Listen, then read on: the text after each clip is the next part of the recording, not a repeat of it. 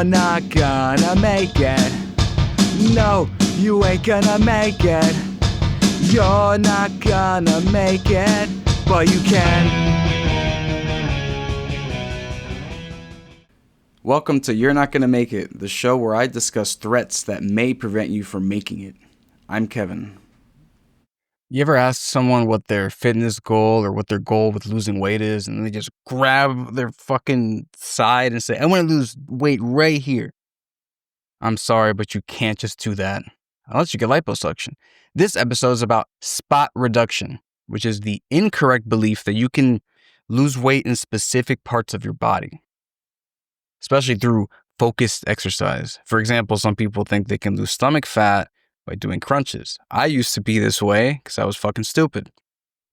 This has been known for a very long time that you can't, just exercise or lose weight in specific areas without surgery. We've known this for a long time, but people still think it's possible. This was an insanely common thing that I saw when I used to work at a Blink Fitness at the beginning of my whole fitness knowledge journey as a trainer there in the Bronx. Now, if you don't know, in the Bronx, in New York, there's a very, very heavy Latino population. I think mostly from the Dominican Republic, maybe Puerto Rican as well. I think mostly Dominican. And it was mostly the women doing this. But when I worked there, I would see many, many women come in with the waist trainer, the waist strap, basically like a shitty corset that would hold all of their stomach together so that they looked slim. And they thought, hey, if I keep doing this, I'm going to be thinner because my body will be pressed in that way. I'll just lose the weight there, right? And I know this because people have asked me that and said that they thought that was the case.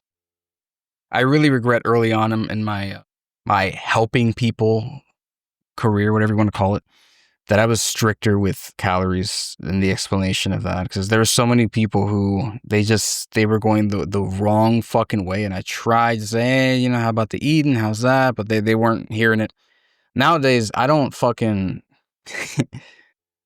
If you're unwilling to track calories in any way whatsoever, we cannot work together. That's not happening. It always ends poorly. I get blamed for it, and the person doesn't get what they want. We all lose. I remember I might have said this on this, might have said this before, but there was, right before COVID, I was working at a YMCA, and I was speaking to this woman who was my client for a bit, and she wanted to lose weight, but just through exercise. She didn't want to worry about food whatsoever. I told her, it's pretty important. If you don't do that, I can't guarantee you're going to lose weight the way you want to. I was like, I don't care. I don't want to do that. I'm just going to try to exercise, whatever. And, she was like not crazy overweight, just a bit, somewhat overweight. Like, she was very salvageable. You know what I mean? I mean, everyone's salvageable, but, she can get to probably her most ideal body within a year.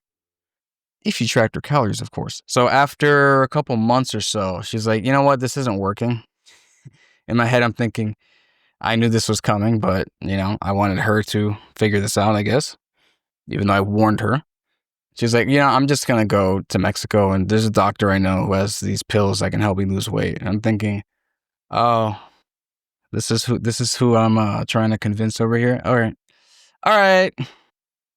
Now, of course, she was one of those people who wanted to lose weight in her stomach specifically without doing anything regarding exercise, or rather anything regarding food. Here's the thing about spot reduction. It's not real, and you lose weight everywhere at the same time. So if you want to lose weight in one specific place, you just have to lose weight. Now, if you want to change how you're shaped at a particular weight, that's where exercise can come in. There is such a thing as being skinny fat. You lose a bunch of weight, but you're still kind of weirdly flabby because there's no muscle on you. You're just kind of skin and bone. Although those people are slightly overweight too, but not too much. However, it shows itself in a weird way if you don't have any muscle. So if you do want to lose weight in a particular place, well, you can't do that by itself. You have to lose weight everywhere, and then that particular place will lose weight along with the rest of your body. And then also in the meantime, you can exercise so that when the excess body fat is gone, the rest of you will look better and probably more the way that you're thinking of anyways. But for some reason, people still think, hey, I can lose weight in just my stomach, just my arms, just my hips, just my thighs. No, no, no, you can't. You can't do that. But a lot of people do think they can do that. And what this does is leads to a lot of wasted time and money, mental effort. I still see this to this day. I don't know what it is with Latinas, and I can say this because I'm Latino. Fuck you. They fall victim to this shit so fucking hard, especially with the waist trainers. I don't think I've ever seen like a white woman wear, or a black woman, or an Asian woman, or anyone wear a waist trainer before. I'm assuming different cultures have different, stupid ways to lose weight, different kinds of scams. But the waist trainer, I know there's this woman at the gym I go to now, or one of the gyms I go to now. So I have a gym at work, thankfully. The one I go to on my own time, this is a woman who's Latina, of course. She has this waist trainer on. I'm thinking, whenever I see that, I try to imagine, like, what if they didn't wear that? I'm looking at, like, the rest of their body composition. I'm thinking, are they really that out of shape, overweight, fat, whatever? And I'm like, I think this woman is probably totally fine without that. I'm wondering why she's wearing that. Well, it's probably because she thinks, hey, I want a thinner waist, so I'm going to wear this forever. I mean, I don't know. I haven't spoken to her, but I'm basing this on people I've spoken to in the past who thought the same way and did the same thing. Thinking, hey, I want thinner waist. I'm going to wear this waist trainer until I am thinner there. Not knowing that that is just part of the experience when you lose weight as a whole. You're going to lose weight everywhere. And that's something a lot of people don't think about. They're going to lose weight everywhere. So especially women, they think, oh, I just want to lose weight in my waist. I want to keep my butt. I want to do all this shit. No, the only way you can lose weight in your waist is to lose weight in your butt too. That's it. Now, what you can do is strength train, and then the rest of you will be shaped in a better way. So you can, in a way, keep your butt, probably improve it too. But no, you cannot pick and choose where you lose weight. That is called liposuction. Now, genetics do play a part in the fat distribution. For example, those people were thinking, oh man, the last part to lose weight is like my stomach or my thighs. That's somewhat legit. Like, obviously, you still need to just lose more weight, and then that will also decrease. But the way that the actual body fat is distributed is, a lot of it is due to the genetics of it. That's just how it is. But it doesn't mean, oh my God, your fucking waist and thighs are going to be fat for it. No, just lose weight. All that will come along for the ride, for the weight loss ride. You just have to keep going. If you feel like it's not happening, you want to lose weight in one specific area, keep fucking going. It's going to take longer. That's it. You can't just suck the fat out, do some crunches, and be done. That's not how it works. My dumbass in the past thought, even crazier than, oh, I can lose weight in my stomach if I do crunches. I thought I could harden my fat if I did sit-ups. Harden the fat on my stomach. Oh man, I can get a really sick six-pack because I already have all this fat. Let me just do crunches and sit-ups and I can just turn that straight up into muscle. Good fucking Lord. That's not how it works. But you know what? I used to be dumb back in the day. Some people are still dumb in that respect. Hopefully they know sit-ups do not equal lost fat in the stomach. Not at all. What it can cause is when you do lose weight that you have a more pleasing rectus abdominis. But I don't really like sit-ups and crunches. I think they're fucking stupid. Unless you're a fighter, that can be helpful, that movement. But in terms of like having abs or whatever, I think honestly just doing compound movements very challengingly will get you, because your core is involved in that anyway. So just do that. But that's beside the point. There are so many people who do crunches and sit-ups for a six-pack. They do, some of these leg machines because they think their thighs are too fat. Now, some of the research I've done for this, I found out that there's such a thing called toning shoes that used to exist. I don't remember what that is. I don't know if that's the same as another thing where it's like kind of this platform, and not those vibrational platforms really, but something kind of maybe a predecessor to it where you would stand on it and you would kind of vibrate or move or something like that, shake, and then you would lose weight. I'm assuming that I don't know what the fuck the shoes are. I don't know. And you know what? I'm just remembering that editing exists, so I'm going to look it up. toning shoes were not anything what I thought they were. They're something much more recent, the late 2000s, early 2010s. Basically shoes that were shaped like a rocking chair, and the bottom was kind of weird. And what that was supposed to do is kind of the idea behind related to high heels, where women are, upright, and they're kind of, they're kind of doing like a calf raise the whole time, right? Now with this, the claim is that based on the way that the shoe is shaped, you're gonna be toning your your legs and your butt and losing weight there. Good fucking Lord. You can't lose weight in your butt by walking. I don't know what people were thinking with this. And I assume due to just, general balance in walking, yeah, maybe it works like a really, really shitty calf raise every half second, but probably not even anywhere near close to just, fucking squatting or something. Doing jumps or whatever, like something more effective. That is crazy. Anyway, that kind of stuff has turned into things like waist trainers, like I said, and targeted fat loss supplements, which I didn't know.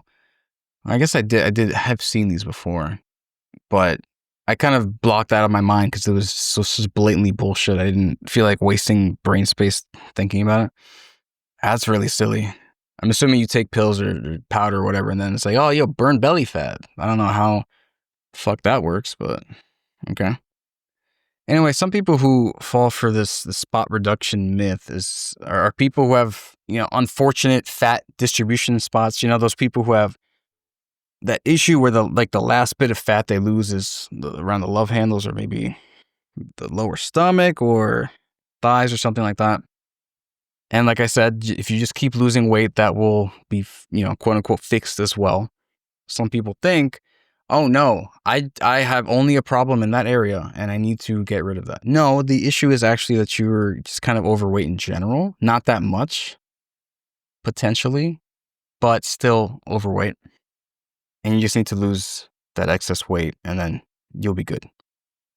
Or just exercise a shit ton and you'll be shaped better in general, because if people are really, fit and they have a bit of excess fat on them, it looks much differently than if you're just a lazy piece of shit and are just kind of fat. So if you're worried about appearances, that is an option. And so other people who may suffer from this are people with body dysmorphia.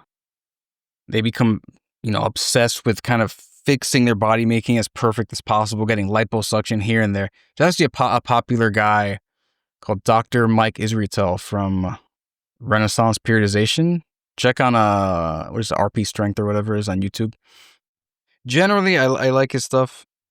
I don't like his opinion on weight loss drugs at all, but generally pretty smart guy. But this guy, he somewhat recently went through like a disgusting looking, kind of weird liposuction type of surgery for his waist because he just wasn't satisfied. He was saying, he was showing a picture in the video saying, and this one, I clearly have giant, love handles and it looks terrible. I'm thinking, this guy is fucked in the head. He does not. That's not even remotely what I'm looking at right now.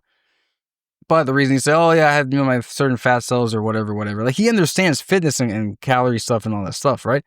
Like, he understands the science of it all. Yet because he thought, oh, that's not good enough. Then he got this fucking weird ass liposuction on the side, and it looks terrible, really bloody. I was thinking of getting, when I was a bit younger, I was thinking of getting maybe some skin tightening surgery a bit, because I have a little bit of extra skin due to losing 100 pounds. But seeing that, I'm like, you know what? I'm good. I can deal with this, because that looks, oh Lord, that looks fucking insane. But yeah, even people who are very fit, strong, whatever, they can still suffer from not thinking that their body is just normal or good enough. So they want to spot reduce. And like I said, the only real way to do that is to get surgery. And that's what he did. So you know what? Fucking fair enough. But there's some people who have love handles and they do that fucking dangerous as shit lateral bend. They grab a weight and they just bend to the side, not realizing that their spine doesn't really like being under that much fucking load while it's bent over. And they're, just doing that dangerous shit to reduce love handles and fat there or whatever. That's not how it works. Let's play a devil's advocate though. Some studies show slightly increase blood flow to areas being exercised, which could theoretically enhance lipolysis in that region. I don't know what the fuck lipolysis is. It relates to fat, of course. I'm assuming it's something that has a negligible effect. Let me look this shit up real quick. So lipolysis, or probably lipolysis, because English is dumb, is the metabolic process by which fats, lipids, are broken down in the body. The claim that increased blood flow can help with lipolysis is why people it's basically been debunked. Like, some people think that means spot reduction is a thing, right? But no, the evidence shows consistently that fat loss occurs systemic, like throughout the entire body, rather than just where you're exercising.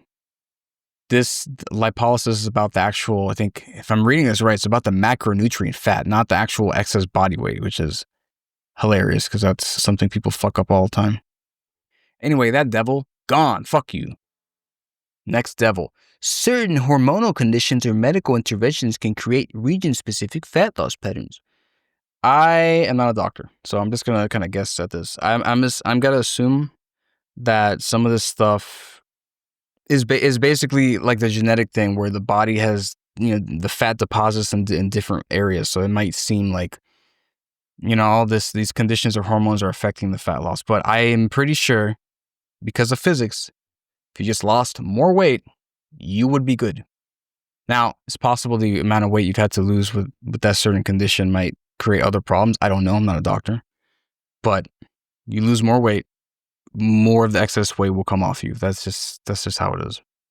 A lot of people like to use hormones as an excuse, but it's not really that much of a big deal, TBH, if at all. Next devil.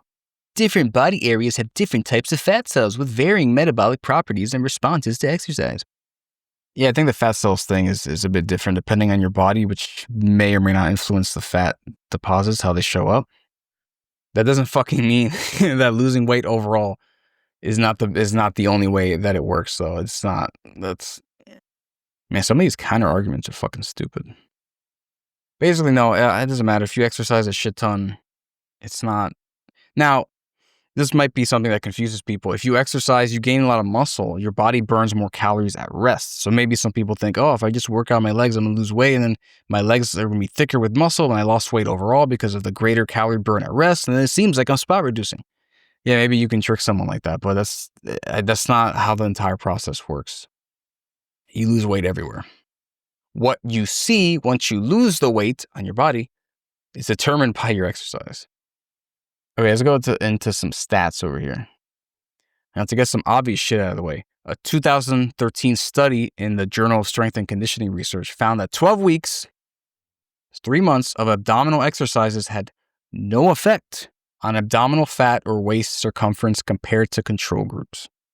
No fucking shit. Now, they're doing a bunch of abdominal exercises. The muscles probably going to look in a way that you like, but you still can't see them. So, until you lose weight overall. This one's wild. 78% of fitness enthusiasts believe in some form of spot reduction despite overwhelming scientific evidence against it. That's wild. So 4 out of 5 people believe spot reduction exists. Oh, fucking hell. The average person will try 4 to 6 different spot reduction methods before accepting that they don't work. I think for me, it was maybe 1 or 2. I think. I mean, hey, if you're starting out, you're kind of dumb or whatever, that stomach one makes a little sense, or at least you hope it makes sense at the time. 91% of fitness infomercials, which I'm not sure if they exist anymore, promote some form of spot reduction or targeted fat loss.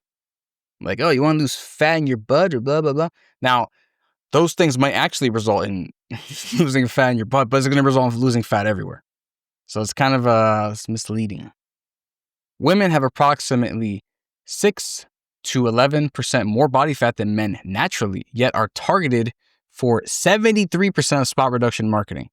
As I said, women get the fucking shaft with fitness as per usual because their bodies are slightly different. They think, fitness is a man thing, so they don't know what's going on. They fall for a bunch of shit because they're targeted and fed all these fucking lies.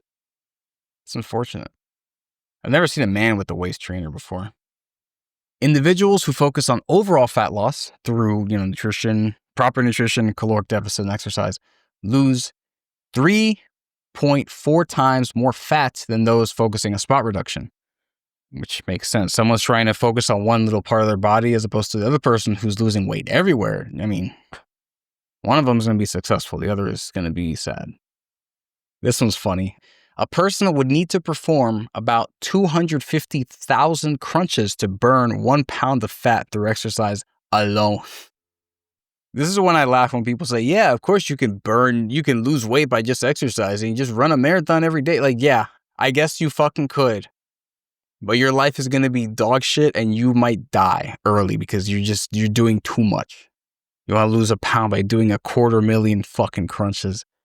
Just focus on the caloric deficit and lose weight everywhere, just please. 2/3 of personal trainers report regularly having to correct client misconceptions about spot reduction. Yeah, that's very common. I wouldn't say 2 out of 3 though. But if it comes up, it is pretty common. Like, oh yeah, I want to lose weight here. I'm like, you have to lose weight everywhere, man. The average waist trainer or slimming belt user spends $120 to $180 on products that show no scientific evidence of targeted fat loss, which makes sense. If they buy one of those, they'll probably pay for other things like the Herbalife type shit or various other things. So how do you survive the spot reduction myth?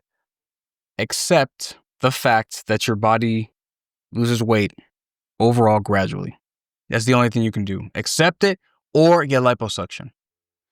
Now, when I say do you lose weight overall, it is partially, like I said, determined by genetics, your fat storage. Like for men, for example, the lower stomach is where a lot of the last bit of fat is going to be. For women, it's more around the legs, thighs, whatever. But regardless, just keep losing weight and that will go away as well. Toning is also a big issue with this. Like just the concept, the marketing term of toning, where people think, oh, you exercise. They're toning exercises, and at the same time, you're going to lose fat and gain muscle in that area. Fucking no. Toning and spot reduction go together so well in the bullshit sandwich. I hate them both. Being toned means having some muscle on you and having a low enough body fat to see some of that muscle. Here's another tip, by the way. If you want abs, you need to not only develop your muscle by, I would recommend doing heavy, challenging compound exercises, like fucking squatting, and having a low enough body fat percentage to see it. Now, for men, this is typically about 15% body fat or lower, and you can see I don't know what level that you can see it at that point, but you'll be able to see something. For women, it's 22% body fat. You'll be able to see some abs. You notice that's a huge difference. For men, it's 15%. For women, it's almost a fourth. Women, as I said, have more body fat naturally. And people love taking advantage of that fact. And another thing I recommend, take pictures, as always. When you're making progress, take pictures and study the whole picture, okay? With progress pictures, often when you start off overweight, you're going to notice the stomach going down the most. But don't just pay attention to that and think, oh man, I'm just reducing my stomach. No, look at the rest of you. The arm, the shoulder, the back, the legs, all that stuff. Look at everything. They may change slower, but they are changing as well. Don't focus on the biggest thing and say, oh yeah, I'm targeting that. No, all of it's happening. Everything, everywhere, all at once. And you know what? Sometimes due to genetics, even if you have a fairly, somewhat low body fat percentage, you still might show something somewhere. It's just genetic. Now, yes, you can just keep losing weight and get rid of that too, but you know what? That's your choice if you want to. Sometimes you just got to be like, you know what? I'm X% body fat. I'm quite healthy. I'm fit. I just, I have a bit of an unfortunate thing going on with my lower belly just a little bit, but it's okay. But you can do something about it. Just let you know. What I'm saying is genetically, sometimes it might, this might be a bit unfortunate, the distribution of the fat, but you still have control. Anyway, what's the silliest spot reduction myth you found? The sit-ups turning my fat ass stomach into abs was mine. I believed that for way too long. Way before I became a trainer, by the way. I wasn't fucking dumb even that early on in my training career. What was yours? Leave it in the comments. Anyway, I hope you make it. See you next time.